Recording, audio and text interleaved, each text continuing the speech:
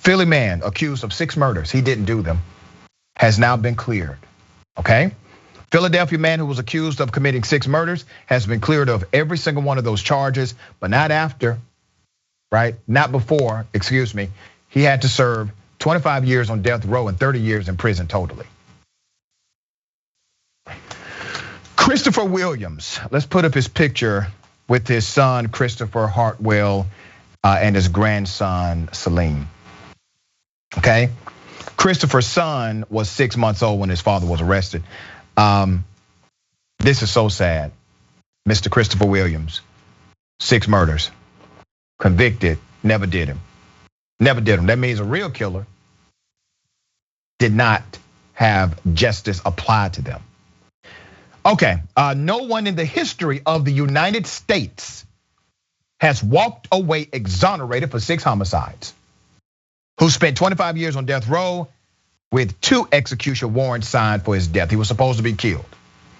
Christopher Williams, who was prosecuted for 6 murders but was acquitted of 2 and exonerated of 4, was released from prison in February. He filed a lawsuit Wednesday morning in US District Court in Philadelphia, naming as defendants the city, the former DA, trial prosecutor, and 17 police detectives.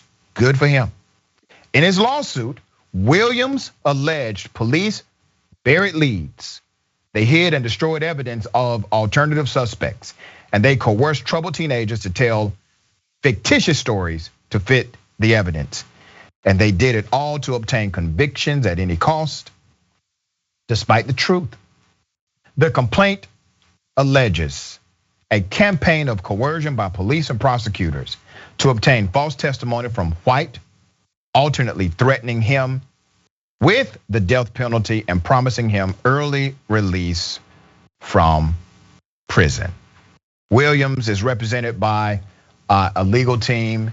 The head of that legal team is none other than the big homie Ben Crump, good friend of mine, the high-profile civil rights lawyer who represents families of George Floyd and Ahmaud Arbery. Crump said that as in those cases, Williams' story reflects both a historic injustice and a historical teachable moment for America. Chris Williams is almost like the symbol for wrongful conviction of black men in America. He added, "We have to be better than this. We cannot continue to let racism cloud our judgment when it comes to not even just wrongful conviction, but administering justice." I agree 100%. And I want to remind you all, we do a lot of these stories on Indisputable. You see a lot of these stories on mainstream media, right? And they're out, they're celebrating with family, and they're basically all black people or brown people. Why? You think that's a coincidence? Hell to the no. It's not a coincidence. It's called systemic bias.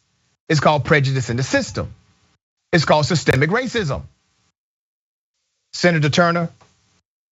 And adding to that, Doc, I mean, it's called the legal system working just as it was designed to do. So when people are feigning that they, oh my God, this is happening in America. Yes, it is happening. It has been happening and will continue to happen unless we get the heart to deal with systemic racism in the United States of America. And I believe what Mr. Williams has 26 grandchildren now. That's right.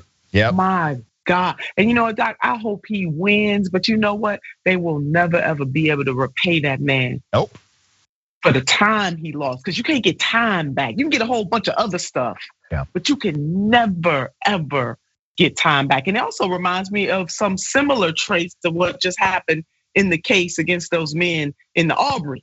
For murdering Arbery, we know that the the other folks were involved in covering it up because the father worked for the law enforcement. They did some similar stuff. So I hope that they are brought to justice too. It's two of them right now that I'm aware of, a woman and a man. That's right. Barnhill is one, Jackie Johnson is the other. You're absolutely correct. Right.